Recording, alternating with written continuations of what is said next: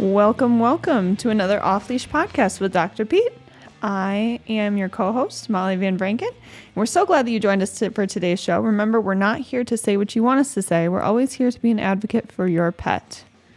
And Dr. Pete is here to insult and not save feelings. We actually did a video the other day where he told a guy that his dog would not win a bathing suit contest. Oh, that was true.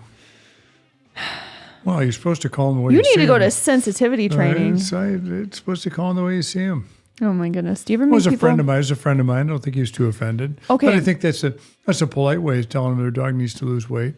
It won't win a bathing suit contest? Well, I didn't use the word corpulent or fat, so I did really good, I thought. Okay. Well, what do you do if it's just a regular person's dog that's not a friend? Well, your dog's fat, man. Needs to lose weight. Have you ever made someone cry? Yeah, probably from time to time. Usually it's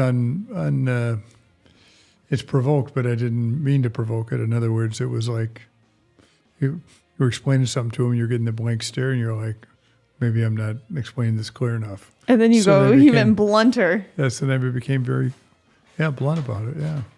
I mean, that's what some people need. It is.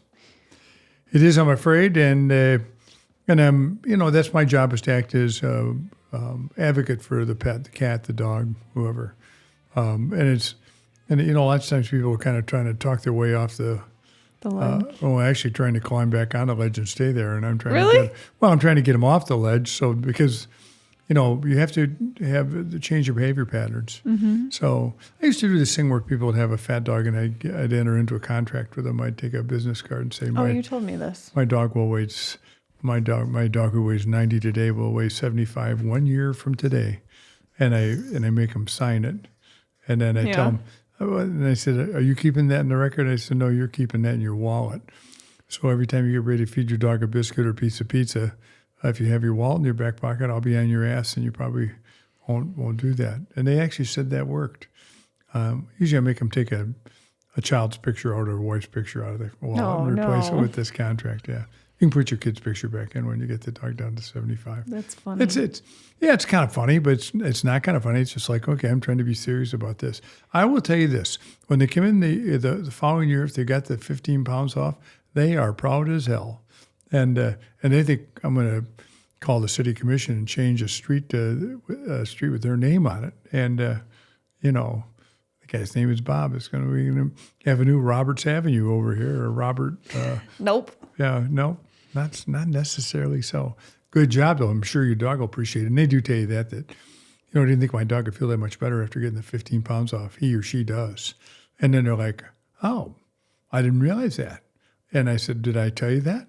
Yeah, you told us that, but I didn't realize that. Mm-hmm. And that's always kind of this is the weird part. Weird part. Percentage-wise, though, clients that come into your office, how many of them have overweight dogs? A lot of them. Percentage-wise? I'd say probably 30% of them, maybe 35%. Really? I would have thought that would be a lot higher. Oh, no, I think it's about 35%. It depends on what we're going to call overweight. There's the mentioning it in passing part, or there's this dog's 7 years old. If you don't get the weight off soon, this dog's going to die 2 years premature. And then there's that conversation. So your dog is corpulent or morbidly obese or whatever you want to refer to it as. And it's really kind of a complicated thing. We talked about this before. It's not just you're carrying a lot of weight around. It's not like putting too much weight in the back of a pickup truck and having a leaf spring break. This is more like that leptin. Leptin's a hormone made in the fat of dogs and cats. Yeah. And that leptin actually causes inflammation. Same way with people. Every once in a while you have somebody that's like 40, 45, 50 pounds overweight, but they don't do much, so you wouldn't think they'd injure their joints at all, but they need knee replacements or hip replacements or shoulder replacements because they're chubby and they're producing a lot of leptin. So while they're sleeping at night and snoring, their joints in an inflammatory state because of the leptin. So you have to look at that. And how often is it in the inflammatory state? Well, only 28 days in February unless it's leap year, and then it's 29. So all the time, all of the time, their joints are inflamed. Whereas if I'm going to go play basketball tonight and I may come home, with some bangs and this sort of stuff, bangs and bruises and that sort of stuff, In a day, they'll be gone. 2 days will be gone. Well, probably 2 days. I was going to say more like 2 or 3. Yeah. I looked at my driver's license. I don't heal quickly anymore. And it is kind of what it is. Not much you're going to do about it. And just be glad you do heal. Because when you don't heal, it's because you've left the earth. And so that's the thing you got to kind of look at. So you have to be kind of blunt. And, you have to kind of look at them and go, can we agree to do this? Is this all right with you? I mean, it's all right. Sure as hell all right with me. Is it all right with you? And they're like, yeah, I guess it's all right with me. Yeah, I guess we'll do that. And you get them fired up to do it, and you give them the contract. And I used to do that, and I give them that little card.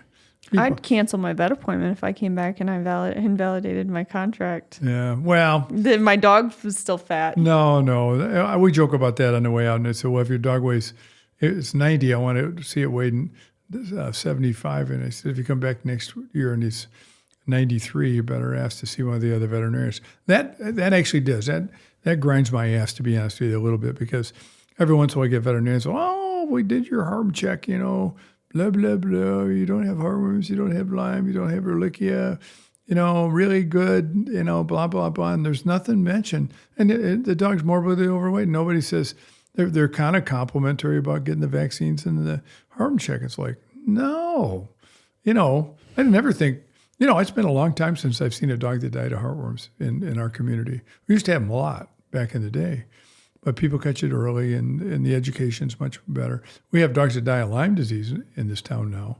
We don't have hardly any dogs that die from heartworm disease. Right. And you'll even have, people say, well, if your dog gets heartworms, it'll die.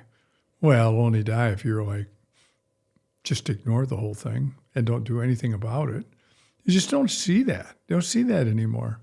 And do you see heartworms? Yeah, you still see heartworms. We see 25, maybe 30 cases a year. But we see 300-400 cases of Lyme disease. Right. So those are the things that we're the most worried about. And guess what Lyme disease get? Dogs, those get sometimes Lyme nephritis. Sometimes What's Lyme nephritis? Well, where their kidneys are very, very unhappy about it. It's an immune-mediated reaction to having that. Can Lyme disease ruin the kidneys? Oh, yeah. Yep. They go bye-bye. And once they go bye-bye, then eventually your pet goes bye-bye. So you got to diagnose those, and you have to do it in a timely fashion. So we're serious about that. Okay. Yeah, we think that's a big deal. So do we have dogs die from Lyme disease? Every year. We have dogs die from heartworm disease. I don't think we had a dog die from heartworm disease this year. Really? Yeah. In fact, I got a little crap about one time on this show about, I'll check them every year, every other year. It's fine with me. I'll do every other year if they're unpreventative the year before. It's like, well, he needs to be more vigilant about it. American Heart Society says, the American Heart Society, well-intentioned, but sometimes made up by a lot of people in industry. Mm-hmm. Yeah, I'm going to get some crap for this, so that's fine. I'll just deal when they get it. But no, so you're having people make decisions for practicing veterinarians that aren't practicing themselves. I think you should know how to golf to give golf lessons. That's what I think. There's two people on Sundays, people that watch golf and people that play golf. That's right. You've heard me tell that story before, haven't you? And you are one of the ones that play golf. No. On some things I play golf, and sometimes on some things I watch golf. There's some things, I couldn't teach anybody how to do a lot of things, but I can teach them how to do certain things. And on the certain things, then I play on Sundays. Otherwise, I watch on Sundays. But there are two kinds of people. I had this argument with a veteran, the nutritionist one time, and we were arguing about the copper thing. Mm-hmm. And he says, well, in my experience, and I said, well, you don't have any experience. You don't do this for a living. You don't see dogs. You ever diagnosed a cow? Well, I'm not a veterinarian. It's like, well, then why do you have an opinion on this? I don't get this. That's crazy. And this guy was a big shot out at Kansas State. And I said, well, I said, you sound like the guy who plays golf. And he says, yeah. I said, did you watch the Open on this afternoon or whatever they were playing that day? And I said, you watch that tournament? He says, yeah. And I said, I was playing in that tournament. And I said, figuratively. I was playing it. So I diagnosed this sort of stuff. So as far as I'm concerned, you can have an opinion, but it shouldn't have much weight because your opinion is you don't do this. Mm-hmm. So you don't. So if you've never faced a major leaguer's 100-mile-an-hour fastball, you probably shouldn't have an opinion about it. But if you have, you sure as hell can have an opinion about it. That's right. Yeah, and I think that's a big deal. I think that there's way too many people talking about stuff that that really shouldn't be talking about stuff.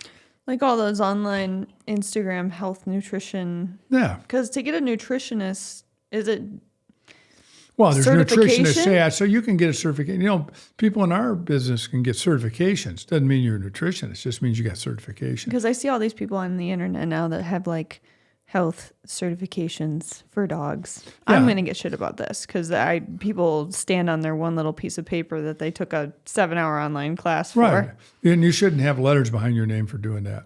Well, I don't think that they have letters behind their name. I think that they So that's have a certification. So if you're board certified, if you're a veterinarian, you're board certified, you probably know exactly what the hell you're doing with your discipline. And if you're a dermatologist, you know what you're doing. If you're a nutritionist, you know what you're doing. If you're an ophthalmologist, you know what you're doing. But we shouldn't have ophthalmologists telling nutritionists what to do on nutrition. You get it? Mm-hmm. Yeah. Oh, yeah. Yep. Because guess what? Nutritionists, they play on TV on Sunday. Excuse me. But that's... On the PGA Tour. Yeah, but even, on the PGA Tour. And that's kind of the way it is with this heartworm thing. You know, It's like, well, we don't think this, we don't think that. And I said, have you ever had experience doing this? Nope. Never had any experience. So you've got an opinion about something you've never done. Which is outrageous. Yeah. So, moving on to a different topic. We just went to 2 different... Well, it's been a while since we've done a podcast. I went to 3 different things. I went to 3 the different. Midwest meeting in Columbus this year. And Explain to our listeners that don't know what those are. okay, these are continuing education things. So a lot of people don't know. I didn't know until a couple of years ago that veterinarians have to go get continuous education to still hold their veterinary license. That's right. You get your diploma, and after 4 or 5 months, they start to get mold on it. And so they have to scrape the mold off every year. So they have to learn what's new. So you have to go to these things every year? Yeah.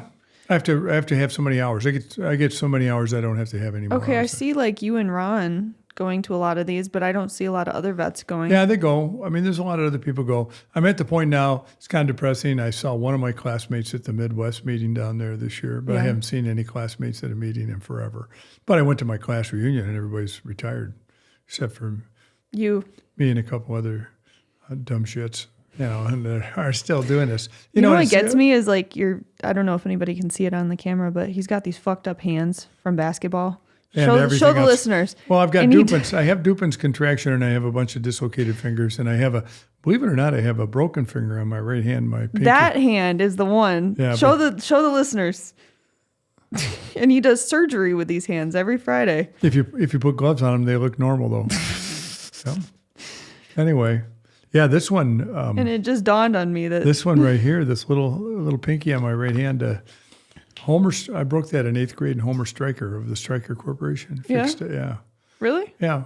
My mom came over to junior high, and if I broke it playing softball or baseball, I can't remember. And so she came over and picked me up, took me to Borges, and I'm sitting there in the waiting room. Well, they take me in the exam room. Says, your finger's broken all right, Junior. And so, yeah, I know. So we're going to get somebody to fix that for you. And this old guy comes in. Well, what's with the old guy? And I said, I watch TV all the time. Dr. Kildare's young. Ben Casey's young. All those people are young. So why do I have some old guy? Well, it was Homer Stryker. He was probably 63 or 4, whatever, 62. I don't remember how old he was. But he was fixing my finger. And he splinted it and told me not to take the splint off for 4 weeks. And I guarantee you did not listen. Yeah, I did. I did listen. You did? Well, my parents. Well, there was a time in my life I listened to what people said. And of course, this thing got kind of stinky in there because I couldn't wash it or anything. Yeah. So I was kind of self-conscious about going to school because, you'd be sitting there and everybody go, what smells? It's my hand. It's on my hand. It's my hand. So I would take a little soap and go in there and try to wash all that stuff off on the inside of your palm and everything. I had a cast once as a kid. No, twice, I think. Yep. And those smell terrible. They do smell bad. You know what? I don't see any kids with casts on anymore. What's up with that? Well, they have better fixators. They have external fixators, internal fixators. So like when I was most of the time they're wiring and pinning stuff. So like inside the skin. Yeah, but when you're a kid, they put a lot of cast on when you're a kid because you're growing. Mm-hmm. So they really can't pin or put an exit. A splint on the outside of your arm, a metal one. External fixator. You can't do those. But they put a cast on, and then your arm grows with the cast in it. So, And you heal pretty quick when you're a kid. So you were young, healed quickly. Yep. Yeah. So anyway, so that was so the continuing ed thing is, you go down there and you learn what's new. And there's always a theme. So this year I went to the North American meeting, or the VMX. And what was the theme? well, I'll tell you when I get done. Art? No, the theme was, they had a lot of GI themes this year, so that we were talking about. But anyway, I went to the Las Vegas meeting, I went to the Columbus meeting, I went to the Orlando meeting. And some of the speakers were at the same meetings. I didn't go see them, but, there was there's pretty cool stuff now. And although they're wanting us not to use metronidazole for diarrhea because it changes the biome. So they want you to use probiotics and change dog foods. And that's actually kind of nice that they're looking into. Well, it sounds nicer from the consumer's point of view. Well, from the consumer standpoint. It sounds more holistic. So look at it from the carpet standpoint. But I don't play golf, so. The carpet. The carpet. What about the carpet? One of the dogs crapping on it at home. Yeah. So what about it? If you're going to give them something that fixes their diarrhea in 3 or 4 days, probably not what the client's looking for. The client would like to have the diarrhea go away in the next 6 to 8 hours. Mm-hmm. So you can't have them with this projectile diarrhea and then start, we're going to give you some probiotics and put you on a high fiber diet, blah, blah, blah, blah, blah. Well, you can do that, but guess who's running a discussion on this? The people selling probiotics and dog food. Yeah. And the metronidazole is a generic drug now, so nobody cares about that. I'm still going to use metronidazole because people want to have the diarrhea and they want to have it gone. Is it going to change the biome in the dog's bowel? Probably. But quite frankly, the dog will go out and eat enough crap in the yard again to have its biome go back to being normal. What do you think about probiotics in dog food? I'm not a big fan. Why? I just don't think that everybody understands probiotics, and I don't think probiotics are as profoundly effective as everybody portrays them out to be. For one thing, you have to know this. There's all sorts of different probiotics. Okay, mm-hmm. There's some actually for behavioral things. There's some for GI things, but I would have to tell you, I think that most of the time these dogs have drank out of a bird bath, or they've done something stupid. Or they've eaten a dead baby bird, or they've eaten something in the yard. Drank out of a lake. Yeah, which is what's caused the diarrhea. I don't have that many cats coming in. Well, my cat has profuse diarrhea today. They get it, but it's pretty uncommon. The dogs are and I always joke with the clients. I say, well, maybe I'll send some metronidazole home with your dog, maybe a big bottle of Smart Pills, and tell him not to drink out of the bird bath anymore, or eat dead. Smart Pills are hard to get. Or dead crap. They find dead animals and they roll them and then they eat them, and then it's just stupid. But anyway, so that's kind of the thing now. It's like, we need to give them. And in fact, there's this animal biome or dog biome where you actually take feces and put it in a capsule and then feed it to the dog. Or they're wanting to, in some of these cases where you have chronic diarrhea over and over and over again, they're worried about the biome. So then they do what they call fecal implants or fecal transplants, where you take some healthy feces from a healthy dog and then mix it with saline and turn it into sort of a slurry and then run it through a cheesecloth, make it liquid, and then put it back in the dog's rectum with a feeding tube. What? So that's fecal transplant. They do it with people, and they do it with dogs. Not so much with cats, but they were really suggesting it for some of these parvo dogs that we see, that are really, really sick. And they had data on that. And they showed that the dog spent 2 days less time in the hospital if we did a fecal transplant at least twice during the dog's stay in the veterinary hospital. So you just take 10 cc's of feces and 10 cc's of saline and mix them all together, and then put it in a syringe, or strain it so you get the big stuff out. Mm-hmm. And put it in a syringe and put it back in the dog's rectum. And repopulate, because everything is gone after this dog's had diarrhea. Mm-hmm. In fact, normally the GI tract is kind of like the Rocky Mountains, up and down, up and down, up and down. After they have diarrhea, that bowel looks like the Bonneville Salt Flats. Not good. Not good at all. No. So what else did you So learn? that was one of the themes, doing fecal transplants, giving oral fecal material. I could think of how somebody might portray that, but anyway, and then doing probiotics and knocking off any of these antibiotics. I buy some of this. I don't buy all of it. And really, if you can do a transplantation on a parvo dog, if he stays in the hospital 2 days less, that might be $400 or $500 a day. You're going to save those clients by getting that dog out of there in time. Most definitely, yeah. Yeah. What else did I learn? I went to a thing on CBD oil, and We talked about CBD a little bit. yeah, and what they're going to use it for, and they're going to maybe start using it for these cats that urinate in people's houses. And I think most of clients that own cats think this cat has a bladder infection, which is why he's urinating or she's urinating in the house. It's actually called feline interstitial cystitis, and it's actually caused by stress. Oh. Yep. And so what we're trying to do is lessen the stress, and we think maybe the CBD oil will be something that really helps with that. Right. So they're getting ready. There's a company called ELLE. It's kind of a dyslexic name. Spelled forwards and backwards the same. Anyway, this L company, they're actually sort of the leader in the CBD oil business. And I think they're going to make a place. I think we're on our shelves in our veterinary clinic. I think we're going to have a place for a CBD oil someday. I wouldn't have maybe said that a year ago, but No, a year ago you were totally. well, my whole thing is these dispensaries get broke into and stuff. Is that what we're leading up to? And the other thing is that, and one of the things I was negative on, and I'm still negative about this. There's people that are really careful about how much CBD oil and what the quality of it is in their product. And then there's other people just like, whatever, there may not be any, there may be some, there may be way too much, there may be way too little. So you don't know. So we're going to have to have some regulation. I'm not a big fan of regulation in business, but I think with this one, we're going to, because nobody owns CBD oil. It's not like a drug company. It's not like Warner Lambert owns CBD oil. It's just part of the scenery in the United States today. So you're going to have somebody comes in and then run studies. And in fact, there was a neurologist got up and talked about it. So if a dog has seizures, and they have seizures very often, we put them on phenobarb. Okay, usually 2 milligrams per kilogram or a milligram per pound. And they start on that, and if they keep having seizures, then we add stuff in. What are we going to add in? Well, either sodium bromide or Keppra, one of the two.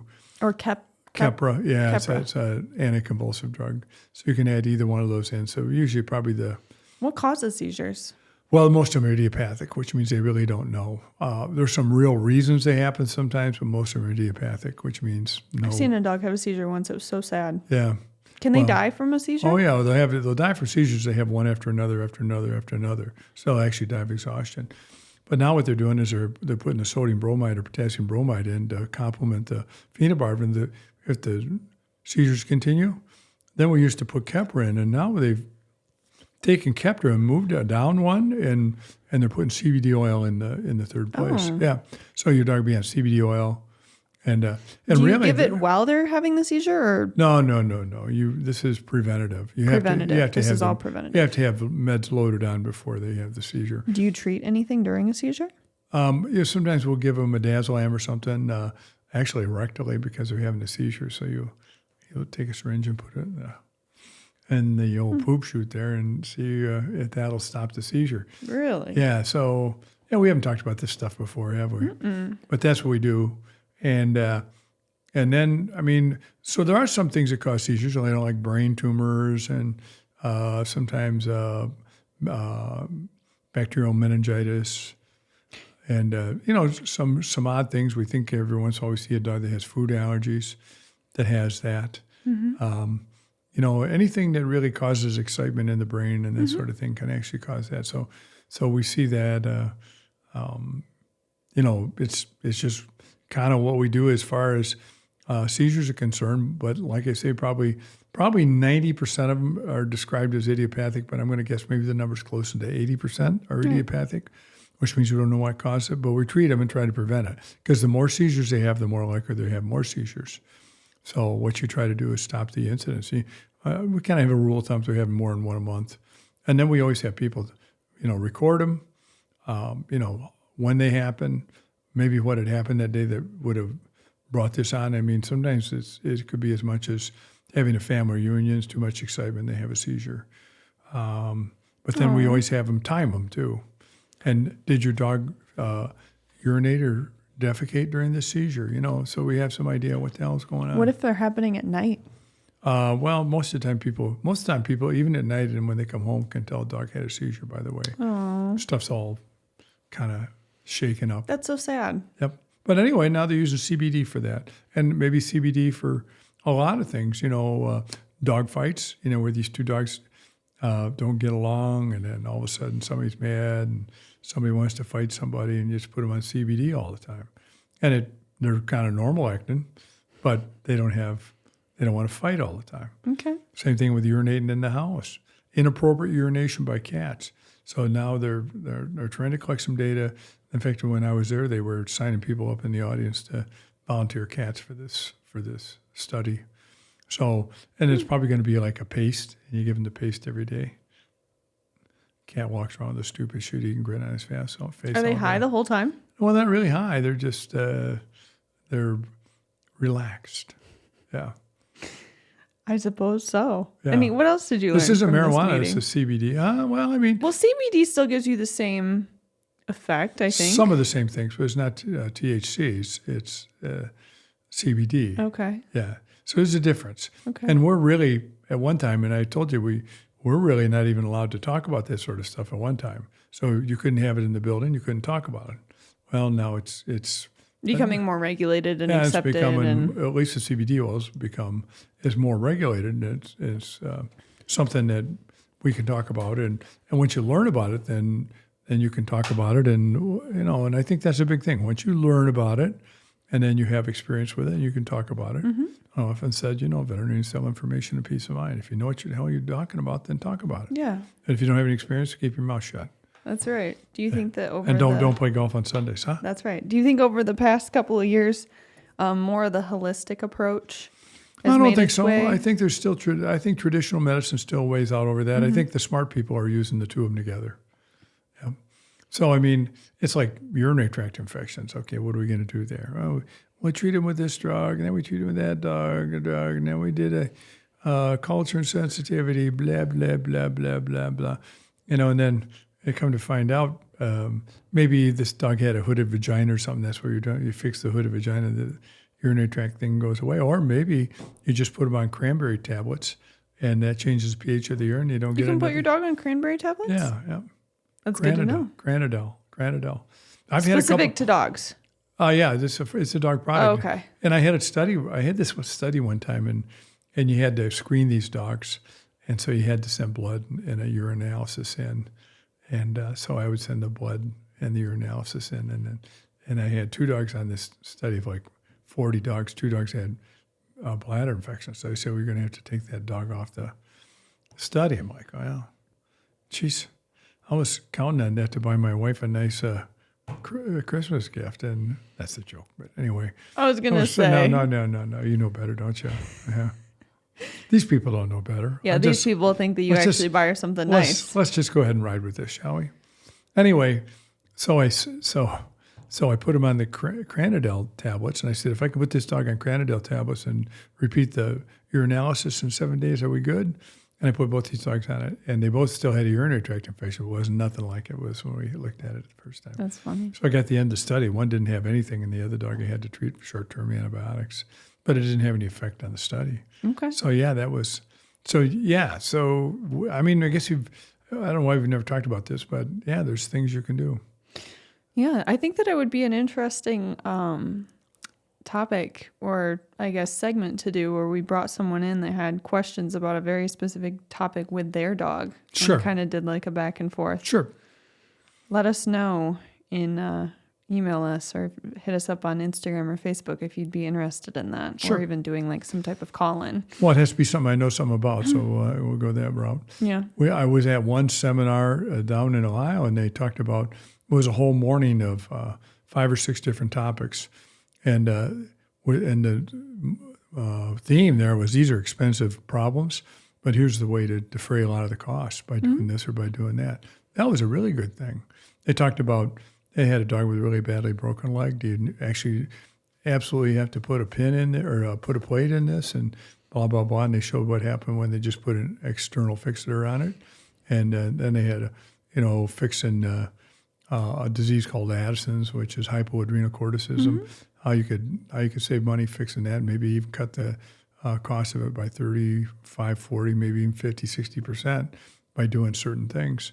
And it was really good. And I don't know. And then one of the things was obviously when you have parvo dogs, they're going to cost you a boatload of money when they're in the hospital. Give them fecal transplants. They spend 2 days less. They save the clients a lot of money. It's not hard to do. It's easy to do.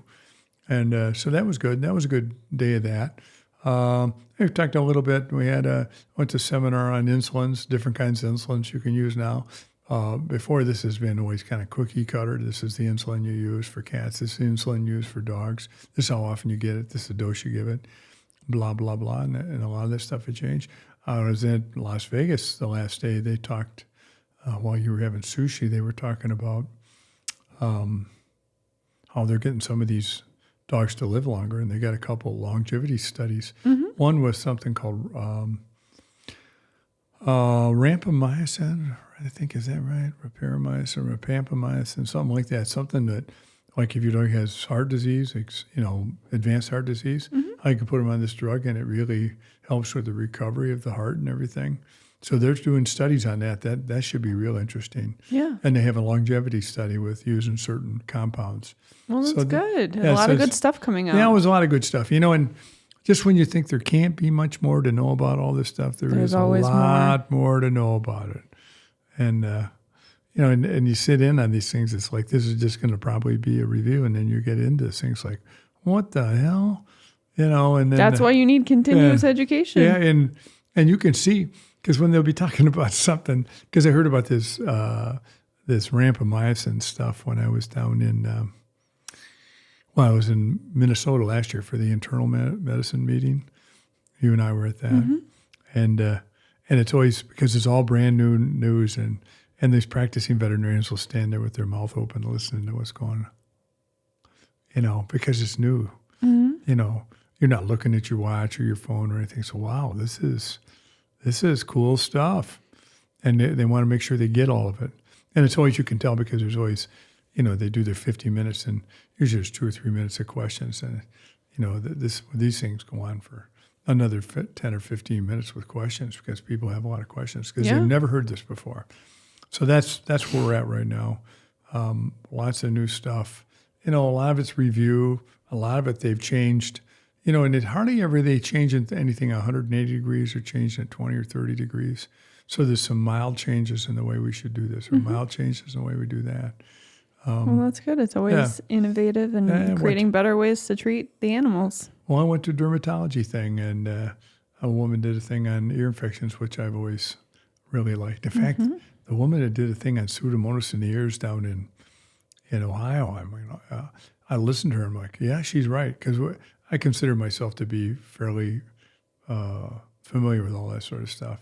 And I'm like, yeah, that's right. Because I'd never heard anybody, I'd drawn this one conclusion that on some of these Pseudomonas dogs that the eardrum ruptures, and then the Pseudomonas gets on the other side of the eardrum, and the eardrum heals over. You can't get at it with your stuff you're using topically. Right. So she was using the topical stuff and oral stuff at the same time. And I'm like, I came to that same conclusion, and I went up and we talked to each other afterwards. I said, you did.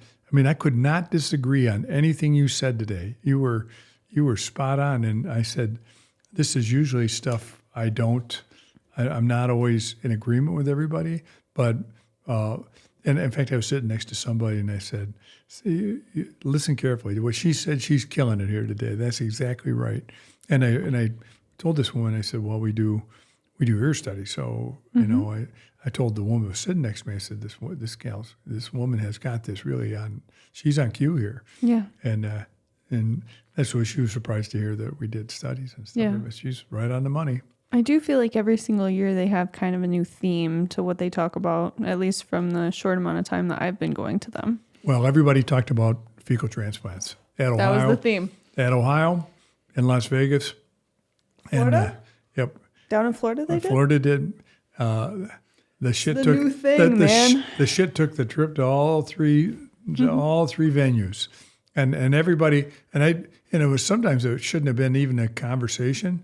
I went to a thing a little bit on copper storage disease. A woman out of Colorado State did that. That was good. And, there was a guy out of Let's see, Mike Lappin, he always does really good work. He's got real long white hair now, though, so he looks like something out of a Harry Potter thing. Anyway, yeah, big, long, flowing white hair. That's funny. Yeah. So I said hi to him. We knew each other. But well, that's good. Yeah, I could go on and on with stuff I learned. But yeah, lots of new stuff. Lots of new stuff. Maybe we'll leave it for another Yeah, we'll leave it for another podcast. Got to keep doing them every week. Yep. But if anyone ever has any questions, we're about to shoot out a new email this week about Ask Dr. Pete in the podcast. So if you'd like to be a part of that, go on to Voyager Dog Food Co. and sign up for our email, and you will get that email and get to submit your questions.